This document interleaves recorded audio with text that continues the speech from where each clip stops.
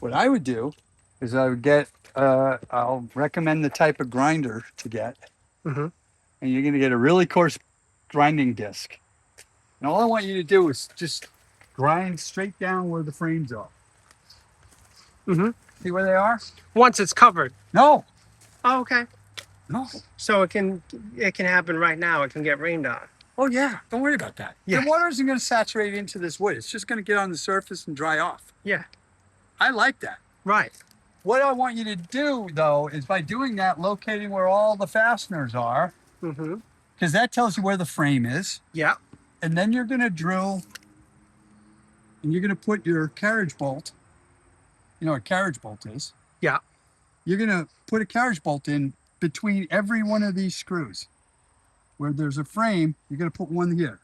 We're not going to f with these that are already here. You're not going to try to get the old screws out? No, Okay. they're part of the history of the boat. They're going to be in there forever. We're going to put that carriage bolt in. If you got someone that can help you, great. If you don't have somebody that can help you, you're going to drill holes between all these and put carriage bolts in everywhere. Between this frame and this frame, wherever you can get one to the frame. And then you go inside, put the nuts and washers on it and tighten them up. Where the planks are really out like this, Mm-hmm. you're going to tighten it up slowly so you can draw those planks back in. The frame's going to take them because I just looked at the frames, they're still good. So you're going to save these planks because, and I don't care about this stuff. I don't even want this stuff here anymore. We're not using caulking like old days. We're never going to caulk it again. So when you grind it and it falls out, I don't care. I don't care. In fact, we wanted it to come out, okay? Then all these planks are going to be pulled in tight again. And then we're going to grind the whole boat to bare wood, absolutely to rough condition. Like we're going to use 25 grit. It's going to be like rock paper. It's disgusting. You'll say, oh my God, this is too rough. That's what we want because we want the first layer of glass to bind to that roughness and saturate in. I'm going to give you a type of resin that is thin. Mm-hmm. We're not using epoxy, FYI, it's so expensive, it's not needed. We're gonna use that first layer of glass. After you have that first layer of glass all on this boat, this isn't the structural layer. This is the layer that's gonna bind these planks together. Then you're gonna get a nail gun with a compressor, and you're gonna get stainless steel ring nails. Little ones, they're not big. And you're gonna shoot like rows and rows of them, like every 6-inch square. You're going to put a nail, like that's going to bond the plywood to the frames as one piece.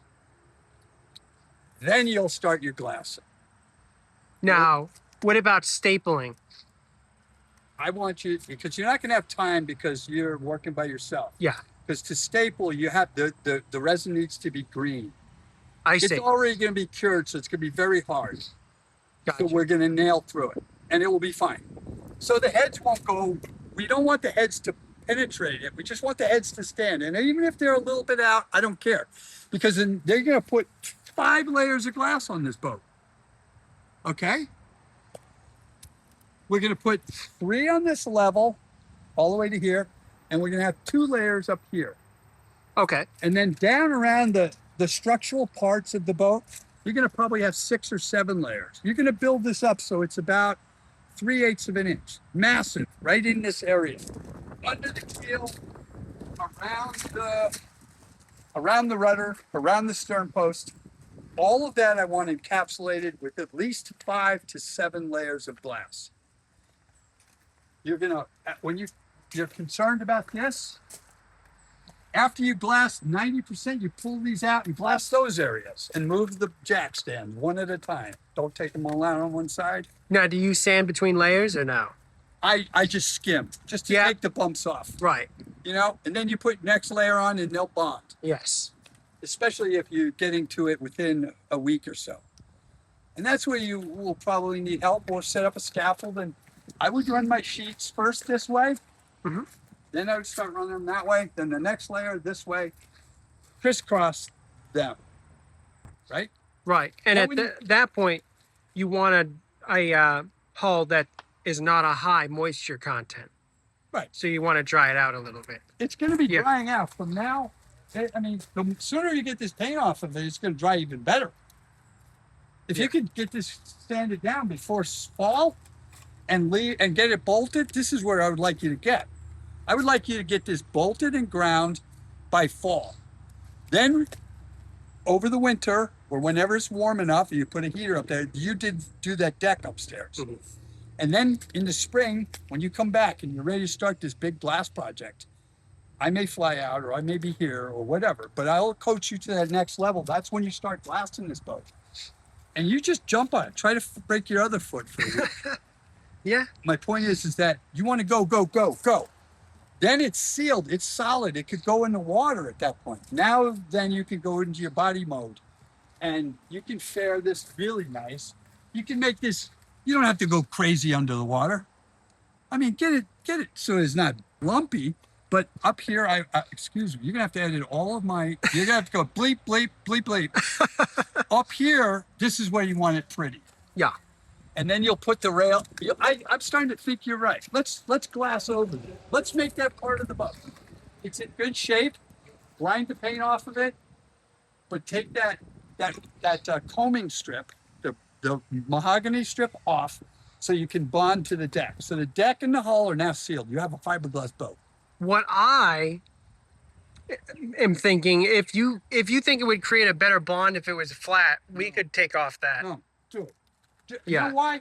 You know why? Because this is a really good thing for a boat. Because when you hit the dock, the pilings, this keeps the boat from getting smashed up. Yeah. So I would strengthen it by putting the glass on. I think it's. And you don't think that would be a weak point where the glass would fail? No. Right there? No.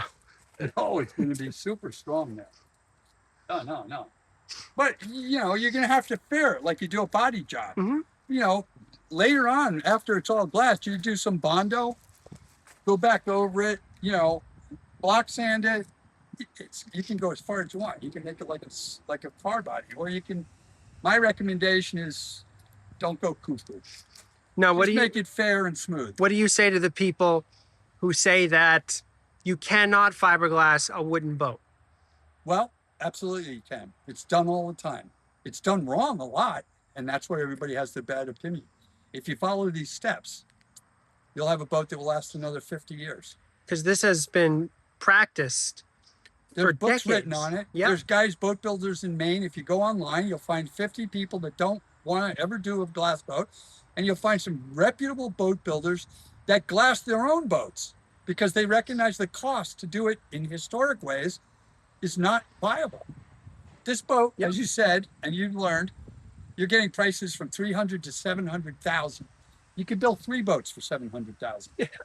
So, you know, you're actually saving this boat. You know, if this boat was ever kept another 50, 70 years and still floating, maybe somebody will pull the glass off and do the planking, but I doubt it. Yeah.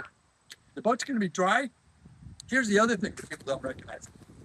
When you glass a wooden boat, you're saving so much weight because those planks aren't going to absorb water. So tons and tons of water saturating this boat. So you're probably going to have a higher, your water line is going to be like here. And there's gonna people raise who this say boat. that adding fiberglass to a boat increases the weight, No, which is hogwash. that's hogwash. Yeah. That's hogwash. That's absolute hogwash. These planks absorb tons of water, not to mention what's in the bilge, because a wooden boat is never dry. So you've got this bilge water in there at 8 pounds per gallon. And these planks are going to absorb a shitload of water. That's why they swell up. Mhm. And you're not going to have that. One of the nice things about a boat that's been dried out like this is once this caulking and cotton has been pulled out and these seams are opened up, the fiberglass is going to dig in and bite into each one of these planks. They're going to make frames, little mini frames on every one of these. Now So that it it's strengthens it even more. the fact that the wood has separated That's kind is of not a good thing. negative. It's a It's plus. a positive. Yeah. It's a positive. I'm not recommending it for this job, but in some cases, what we do is we take a router from the top. We go in about 1/4 of an inch and we route down a strip about this wide. between every frame, let's say, and then we lay carbon fiber into that groove. And what that makes is a secondary frame. I'm not recommending this to you for the cost and also the size of this boat. If it was a much bigger boat with possibly thinner planks, I would recommend it. But after you get done bolting this boat, as I told you, once you get this all rebolted, she's going to be a solid, strong boat. She's not going to be waterproof, but she's going to be solid and strong. And then you're going to add this extra layer of strength and waterproofing by the fiberglass. And what's really important is between the garboard plank, or shutter plank as it's called, from about here, from the second plank around to the other side, this has to be strong. It has to be massively strong, because you're now carrying the load of that keel. The keel I looked at, it's bolted in solid to the dead wood, and it's the frames in the keelson are solid. We have a little issue back here that we'll address in conversation where the engine was. The sooner you can grind this and soak it maybe every few weeks with some acetone, rinse it with acetone, is to get the oil out of it. Mm-hmm. And as we just talked about, I don't want any through hole fittings. We'll put all the through hole fittings back through the glass, and we have no leak issues, because you can never glass well around these. So I don't care how you take them off, but just get them out of the boat. And yeah, I mean, if you run into questions, we'll talk. But I think that if you make this area from the shutter plank over here in 7 or 8 coats of glass, you're not going to have a problem. And these planks are going to pull back in. If they don't pull back in, we're still going to bolt them, and then we're going to fair it so that it all is smooth. Mm-hmm. My idea about your rudder post is, I think if you pull that bottom fitting, you'll be able to slide the rudder post over far enough to take the prop off and pull the old shaft that's cut off out. And to replace it. When you replace it, when you get an engine bed put in, then you'll measure the length of that shaft, and they'll make you a new one. Mm-hmm. Because they sawed that one off. I didn't know that. Now, you know someone who actually has glassed over their boat, I believe you said. Well, that's a bigger boat I know sample. A lot of boats. Right now, Gildive is a 57-foot motor sailor built by hand, and she's been glassed for 40 years. And the new owners in Cambridge, Maryland, are replacing the stem, and they are reglassing the boat. So she'll probably get another 40 years. Vaitses wrote a great book in the late 60s about the proper way to fiberglass a boat. As well as, if you go online, as I said, and you Google fiberglassing over wood, you'll find a million armchair people talking about how not to, but you'll also find some reputable wooden boat builders that recognize the value of certain boats being glassed. And this is one of them. This is a prime candidate, because the cost of replanking this boat and the iron sickness in the fastenings does not bode well for that. Mm-hmm. And you're looking at an incredible job to replank this boat. You probably have to replace many more frames, and at the end of the day, you have a boat you have to caulk and rebuild. This you'll never have to do that. So if you look at they say it costs more. It doesn't. This kind of planking is unavailable for any kind of money. Old growth. Yeah. All these planks are just sick near the fastenings. They're not bad the rest of the way. It's amazing, actually. So, when you get done with this, I think you could get out of it for less than 50. If you don't get stupid with wasting money on secondary labor, if you get help and you're doing the work, if you can forget about the labor, you're looking at materials, that's a pretty fat number. I don't know what the resin prices are going to do, but today's price, 2025, they've gone up since last year a lot, but regardless of tariffs and all, is still going to be under 50. Mm-hmm. That's going to give you a fiberglass hull to the deck that you don't ever have to worry about.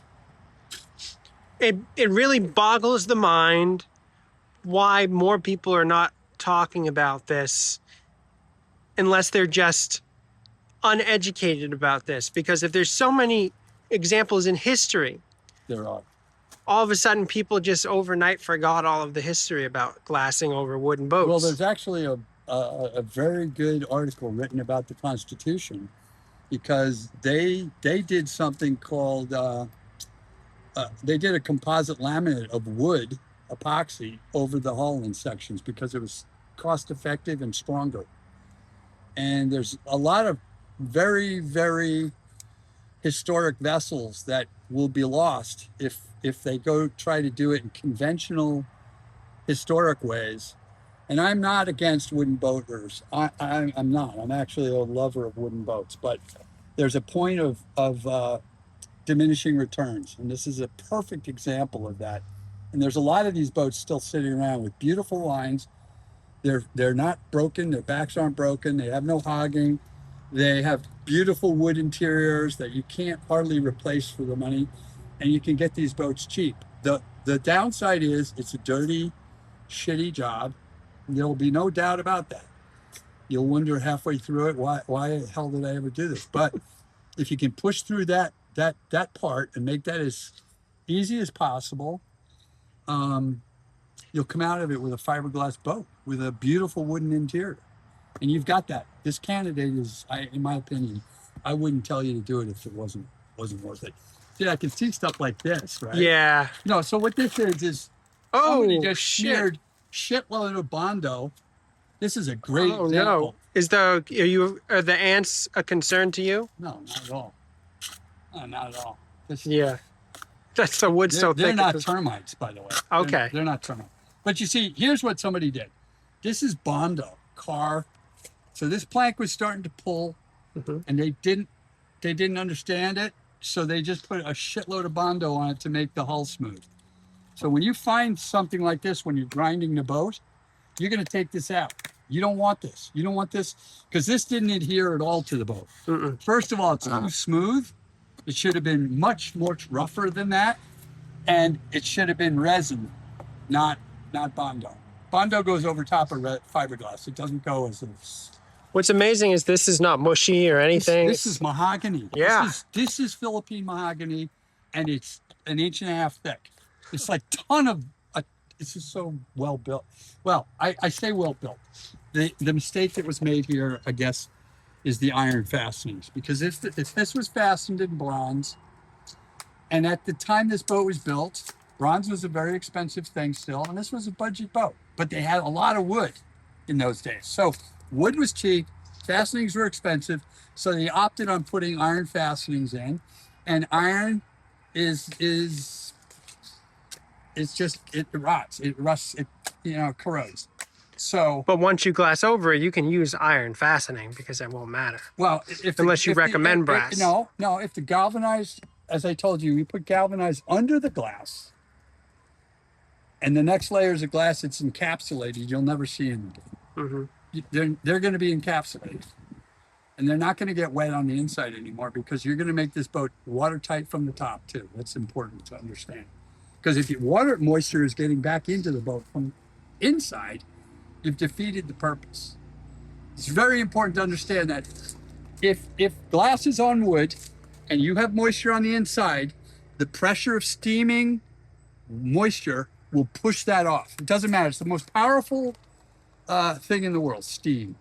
And as I was telling you about the mast, once that stuff starts steaming, it will push off anything you put on here. Paint, fiberglass, resin, Bondo, as this is doing, it will push it right off. So the cool part about grinding the boat down to wood is you're going to discover all of its warts. And you're going to send me a picture of the boat after you ground it and go, okay, well, this plank will pull back in when you put in new fasteners. It will pull back. As I showed you up here.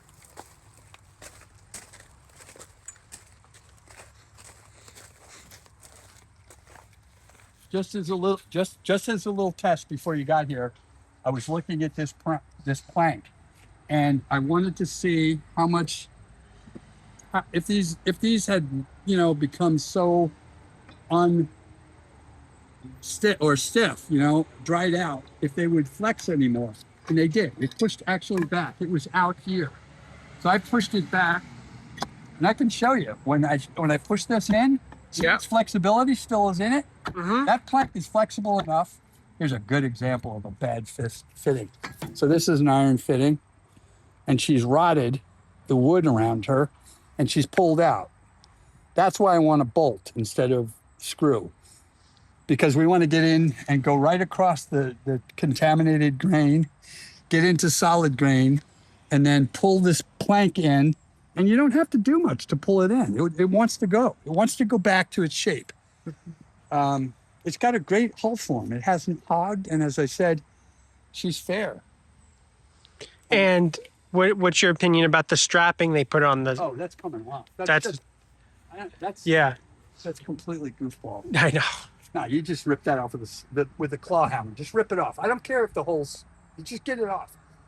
Mm-hmm. And it will also show you the planks that are loose, and you'll pull those in. That's a through hole you're going to get rid of. Get rid of that. There's another one there. We can re-add them though. Yeah, no, we're going to re-add them, and we'll put them back in. But then they'll be set in bond right bedding compounds.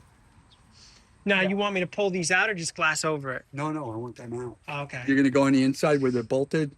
I don't care if you cut them out. Those are if they're seacocks, I want you to save them because they're really valuable. Yeah. Because they're all bronze in this boat, and they'll clean up beautifully. Like there's the engine intake.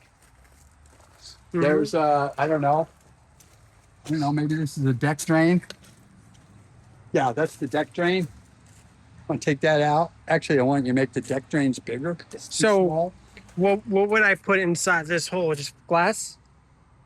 Just glass right over. Glass right over the hole? You'll make a little hollow. Yeah. Put some Bondo on it, and you'll glass again. And it doesn't matter. We may put it in the same spot. Yeah. But we may not. And the same thing, everyone. This is another cockpit drain, I think. So when you get a chance, you unbolt this, and see if you can't slide this whole rudder post over. There might be enough movement in it to slide it over. Then you can take the prop off and you can slide the prop past this. Yeah. And then we won't bolt that back on until that's glassed in. And then we'll rebolt that because there's a little movement in this shaft to go up and down.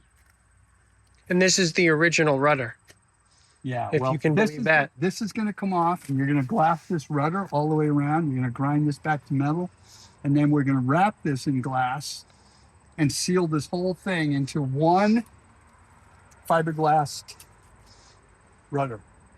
I would say we'd use foam core, but for the cost, all this is doing is filler, and it's not rotten. It's just dried out. Can you believe that this is from 1942? Yeah, I can.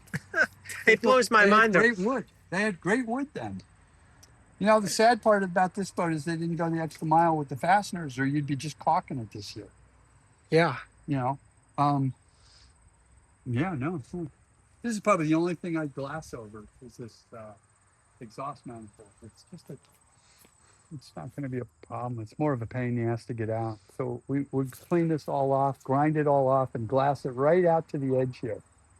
So it'll be a fiberglass tube with a metal inside. Mm-hmm. But that's the only fit. See, somebody pulled in the planks right here with screws. Before I leave this little mini episode right here, I want to point out that so many people believe that this is the frame right here. And if it's separating or falling apart, then there's no frame left. You saw the frame from the inside. The frame is solid. The inside frames are the inside is what matters. This is somebody's idea of holding the boat together that didn't know what they're doing. And as I was telling you before, because you want to build your first new frames where you sistered the ones that are missing, and this is exactly how you're going to do it, except in reverse.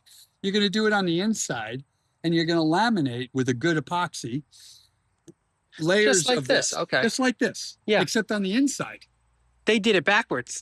Well, I think they did this because they want to hold the planks together. They're not even into the frames. These aren't even near the frame. So this is somebody's The boat was framed, and then it was planked. The planking and the framing create a structure that supports the deck and the stresses of the mast and rigging. It's a monocoque. So this is structural as well? Or? Absolutely. Okay. That's why we're bolting it to the frame again. I see. You know, the glass in itself is going to add to that strength, but we're not going to lose the strength with the frame. We want to reconnect these to the frame. Here's the deal. We don't want to rely on the outside glass to be the only focus of the twist in the boat. We want it to act with the blanket, creating one monocoque with basically a fiberglass hull on top of this boat.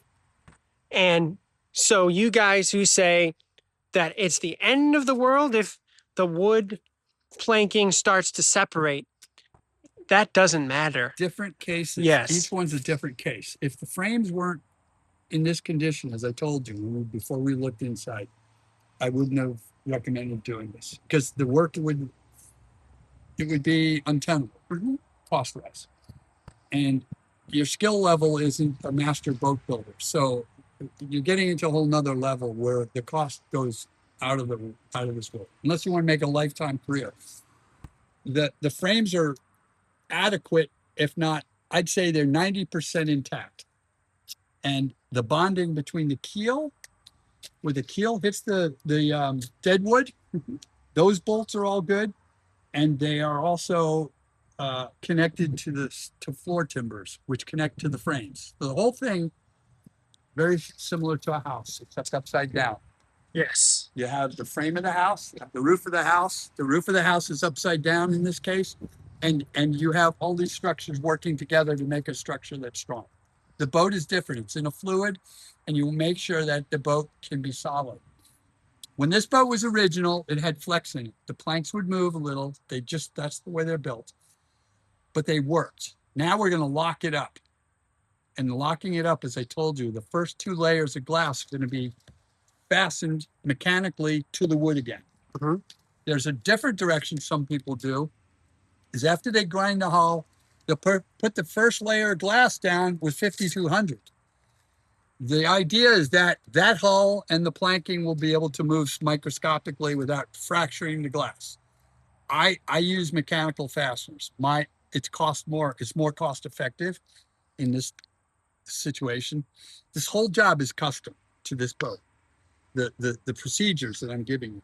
So when we get done fastening this glass to this hull, your next 3 layers will become your more stronger and stronger, but they will all be bonded to these planks, which are bonded to the frames, which are bonded to the floor timbers, which are bonded to the keel, which are bonded to the iron ballast, which is significant. Yes. This is 2 pickup trucks, you know, this is 1,000 pounds or more.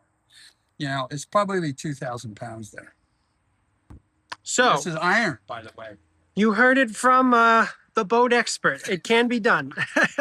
Now it's up to you. Yes. Yeah. So what you need to do is cut this part right there. Yeah. Take that shape right there. This right there. Yeah. And then you bring it. You could use either white oak, or you could use, there's other wood you could use. Yeah. And once you put it on there, but it gotta be water resistant wood. And then from there you ship it, put it back on there, put some glue, and then nail it, caulk it in, and then use some epoxy. Make sure you sand it, use more until you ship it to the level you need. And you need epoxy that's water resistant. And from there, you just sand it, caulk it all the way in, send it, put more epoxy, and then you just sand it and then you put your color. And this doesn't really matter because the what's supporting the weight is the steel keel. This wood does not matter, so you can cut any part of this and replace it out. Yes, and then you can always put it back together. Yeah. The main thing is the beam right there. Yeah. Which is the steel. Yeah. Once this is anyway, this don't ever get bad anyway. No. Yeah. Yeah. All you gotta do this one too is sand it as well. Yeah. Sand that down. You don't even need to paint that, but there's an oil that they put. I do see a little bit of the skin. Yeah. Yes. You can always peel that. Is that problem? No. Okay. This is just like I'd leave it for Yeah. now. Yeah, leave it for But now. this is nothing. That's just the old paint. Oh yeah. That's just the old paint. That's Yeah. the paint. Yeah, that's the old I see. paint. There's nothing. This is the metal piece. Yep. And once you send it, It's and gonna be then beautiful. they have some sort of vinyl